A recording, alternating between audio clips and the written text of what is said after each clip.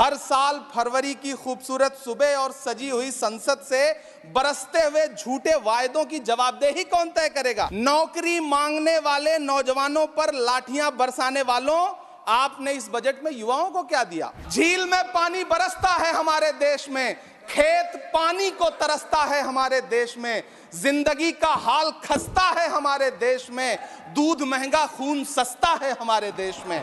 फिल्में tax free करने वाले लोग कफन तक पर जीएसटी लगा रहे हैं और ये गरीबों की बात करते हैं। प्रधानमंत्री जी की सैकड़ों बार थपथपाई गई मेज के बीच अंतरिम बजट पेश किया गया और बड़े बड़े दावे किए गए।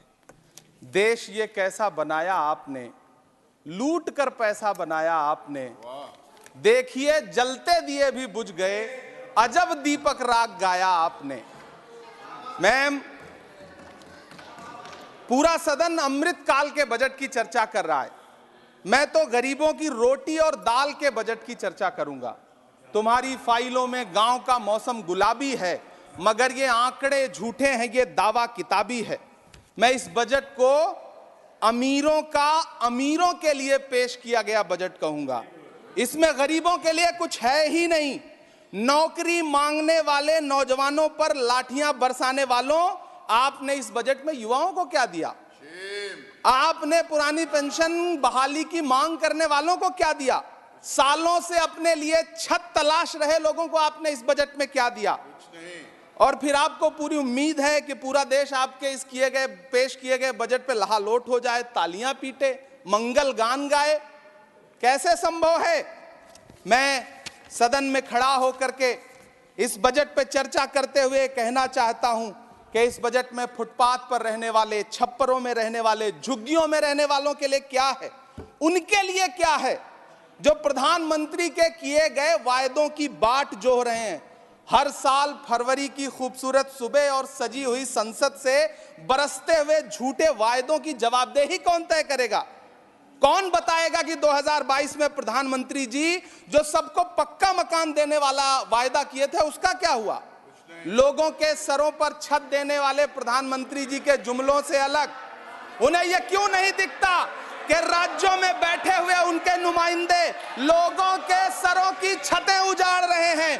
उत्तर प्रदेश हो, असम हो, जम्मू कश्मीर हो, मध्य प्रदेश हो, भाजपा शासित राज्यों के बुलडोजर न सिर्फ लोगों के घरों को उजाड़ रहे हैं बल्कि कुचल रहे हैं लोकतंत्र को, संविधान को, अदालतों के मेयार को।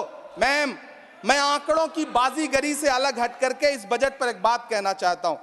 आंकड़े तो ऐसे हैं इस बजट के, ये कह रहे हैं 4 करोड़, वित्त मंत्री जी 3 करोड़ कहती हैं, प्रधानमंत्री जी 4 करोड़ कहते हैं। पहले तो आप इस झूठ में ही आपस में ही सलट लीजिए कि 4 करोड़ सही है या 3 करोड़ सही है। मैं आंकड़े तो ऐसे हैं इस बजट के मैम कि जो सुने वो बस पथराई आंखें लेकर किंग कर्तव्य विमूढ़ हो जाए। लेकिन झील में पानी बरसता है हमारे देश में, झील में पानी बरसता है हमारे देश में, खेत पानी को तरसता है हमारे देश में, जिंदगी का हाल खस्ता है हमारे देश में, दूध महंगा खून सस्ता है हमारे देश में।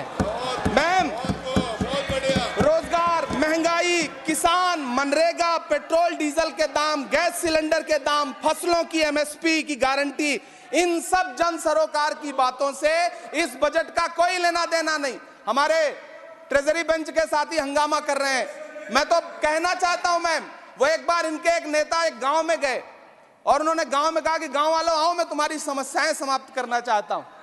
गांव वाले इकट्ठा हो गए। नेताजी ने गांव वालों से कहा बताओ तुम्हारी 2 समस्याएं बताओ, मैं दोनों समस्याओं का यहीं पे समाधान करूंगा। तो गांव वालों ने कहा साहब हमारी पहली समस्या है कि हमारे यहाँ कोई हॉस्पिटल नहीं है। तो नेताजी ने मोबाइल निकाला, कहीं फोन मिलाया और मिला के फोन पे पता नहीं क्या कुछ कहा कि यहाँ गांव में हॉस्पिटल नहीं है, हॉस्पिटल तुरंत, यहाँ हॉस्पिटल चाहिए। गांव वाले खुश हो गए कि 1 मिनट में यहाँ हॉस्पिटल आ रहा है। अगली समस्या के बारे में उन्होंने, नेताजी ने गांव वालों से कहा कि मैंने आपकी पहली समस्या समाप्त कर दी, दूसरी समस्या बताओ। तो गांव वालों ने कहा साहब इस गांव में कोई भी मोबाइल का नेटवर्क ही नहीं है। ये है इनके काम करने का तरीका, ये है झूठ बोलने का तरीका। इन्होंने वायदे किए बड़े बड़े, जो 10 साल के इनके वायदे हैं, मैं उनके बारे में बात करूंगा। वायदों से ज्यादा इनके नारों पे बात करूंगा। पहला नारा था बहुत हुई महंगाई की मार, अब की बार मोदी सरकार। आइए इस नारे की समीक्षा करते हैं। पेट्रोल, डीजल, गैस, ये तो बड़ी बड़ी बातें हैं। आटा, चावल, दूध, दही, पनीर, छाछ, सब चीज पे जीएसटी। अरे ये फिल्में टैक्स फ्री करने वाले लोग कफन तक पर जीएसटी लगा रहे हैं और ये गरीबों की बात करते हैं। मैम, ये सरकार झूठ की सरकार है। ये सरकार के जितने दावे हैं सब खोखले हैं। आज प्रधानमंत्री जी कह रहे थे सबका साथ सबका विकास। ये कैसा सबका साथ सबका विकास है कि मौलाना आजाद नेशनल फेलोशिप आपने बंद कर दी, आपने माइनॉरिटी डिपार्टमेंट का बजट घटा दिया। आप कह रहे हैं सबका साथ सबका विकास। आप बात करते हैं बेटी बचाओ बेटी पढ़ाओ।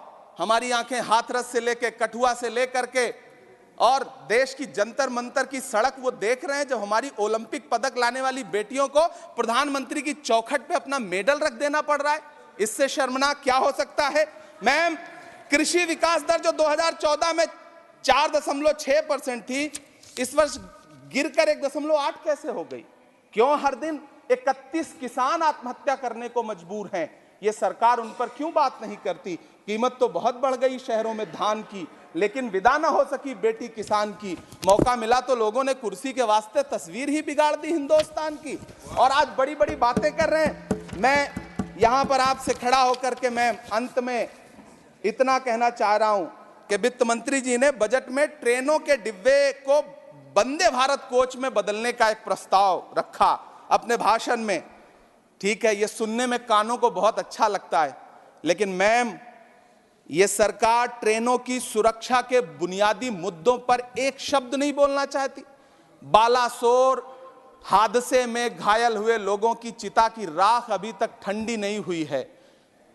वंदे भारत के वीडियो पोस्ट करने वाली ये सरकार कभी भारत की जनरल डिब्बों की, रेलवे के स्लीपर क्लास डिब्बों की वीडियो अगर पोस्ट करे ट्विटर पे तब समझ में आए। बिहार से, इलाहाबाद से, लखनऊ से दिल्ली आने वाली, मुंबई जाने वाली ट्रेनें देख लीजिए, उनकी हालत देख लीजिए, तो आपको लगेगा कि ये वही ट्रेनें हैं। आज स्थिति ये है कि रेलवे स्टेशन तो छोड़िए, रनवे पर खाना खिला रही हैं आपकी प्राइवेट एयरलाइंस। अभी आपने जुर्माना लगाया है, नोटिस दिया है एक एयरलाइंस को। यह स्थिति आपने करके रख दी है ट्रेनों की, एयरलाइंस की। ऐसे में मैम, कागजों पर तो आप कितना भी वंदे भारत और बुलेट ट्रेन सर पर दौड़ा लीजिए, लेकिन असल में भारत की ट्रेनों की डिब्बों की सवारियों की हालत देखने लायक है। अगर सरकार खुली आंखों से उसे देखना चाहे तो देखे और उनकी स्थिति सुधारे। आज अपने प्रधानमंत्री जी ने अपने भाषण में यहां खड़े होकर कई बार न्यू मिडिल क्लास की बड़ी चर्चा की, न्यू मिडिल क्लास जनरेट करेंगे। लेकिन मैं तो यहां खड़ा होकर के सरकार से कहना चाहता हूं कि न्यू मिडिल क्लास का जुमला अपने पास रखिए। यह बताइए कि जो पुराना मिडिल क्लास है उसके साथ आप कैसा व्यवहार कर रहे हैं। आज उसकी स्थिति क्या है?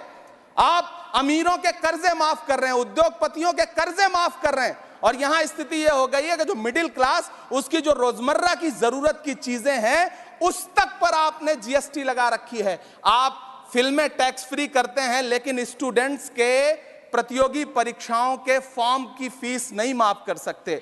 आपको बाकी जगहों पर टैक्स लेना है, हर जगह टैक्स लेना है। मिडिल क्लास से आपका कोई रिश्ता नहीं। मिडिल क्लास तो आपसे कह रहा है कि मोहब्बत, भाईचारे के दीवाने दिन ही लौटा दो, वो सस्ती दाल सब्जी के सुहाने दिन ही लौटा दो। ये अच्छे दिन तो अंबानी अडानी को मुबारक हो, हमें ऐसा करो साहब पुराने दिन ही लौटा दो। वो पुराने दिन जो बहुत अच्छे थे, वो पुराने दिन जहां लोग एक दूसरे से मिलजुल करके रहते थे।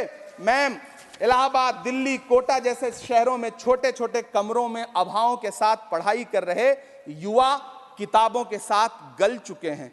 उनके हिस्से अधेड़ अवस्था तो आई है, लेकिन नौकरी और रोजगार नहीं आया।